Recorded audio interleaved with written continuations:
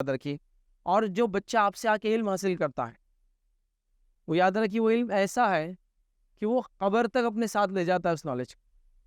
मतलब जो चीज़ आपने दी ना, उसके मरने के बाद उसके कब्र में भी ले जाता है वो नॉलेज। तो वो चीज़ आप करते हैं। तो ये बहुत नोबल प्रोफ़ेशन है अमर। मतलब इसकी बड़ी अहमियत है अपनी जगह। इस चीज़ को समझने की बहुत ज़्यादा ज़रूरत है, इन तमाम चीज़ों के बावजूद भी कि जो हालात से आप गुज़र रहे हैं। जैसा कुछ लोग हो सकता है कि मैं सिटी में जॉब ढूँढ रहा था, लेकिन मैं यहाँ तक आता हूँ ट्रैवल करके।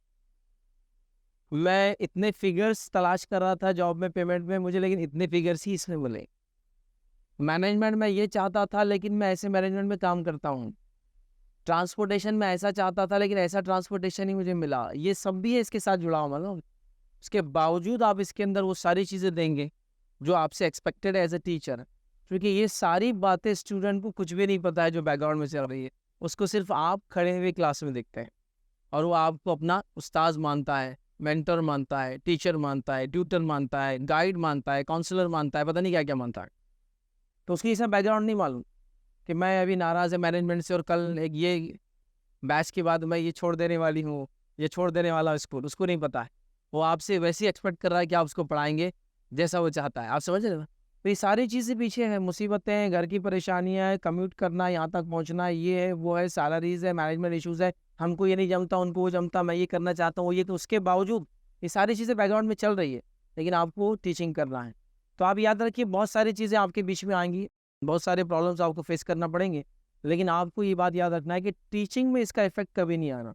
मेरी किसी चीज़ का असर मेरी तालीम में नहीं। देखिए मैं यहाँ लेक्चर लेने आया हूँ, लेकिन मेरे लेक्चर का बैकग्राउंड आपको नहीं पता कि मैं रात में कब सोया था, सुबह में कब उठा, यहाँ तक मैं किस तरीके से आया। अगर मैं ये सब छलकाने लगूँ या खड़े रहकर कि सफ़र सर मैं एहसान कर रहा हूँ यहाँ आकर, रात में बहुत बिज़ी था, मैं 1 बजे तो मैं टूर से पहुँचा यहाँ।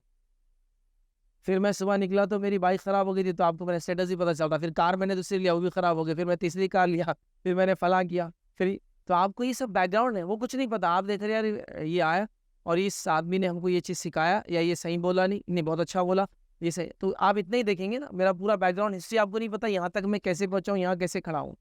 तो यही होता है, जो स्टूडेंट्स भी आपके हैं वो ऐसे ही हैं। वो आपके बारे में नहीं जानते कि आप किन हालातों से सुबह उठकर यहाँ पहुँचे हैं। वो ये नहीं जानते कि आप किस मशक्क़त से, तकलीफ़ से यहाँ गुज़रे। वो ये नहीं जानते आपके घर में कौन बीमार है और कौन सेहतमंद है। वो ये भी नहीं जानते कि आप किस तरह से, कितनी तकलीफ़ों से, हो सकता है रिक्शा नहीं मिला, कोई छोड़ने वाला नहीं था, क्या था। वो सिर्फ़ आपसे एक्सपेक्ट कर रहे हैं क्लास में कि ये मुझे टीच करेगा, और यही आपको भी करना है। पूरा माइंडसेट लगाना है कि मुझे सिर्फ़ टीच करना है। मैं जब अंदर आया हूँ, ये बच्चे मुझसे कुछ एक्सपेक्ट कर रहे हैं और मुझे उनको सिखाना है। ये बड़ी अहम बात है, याद रखें।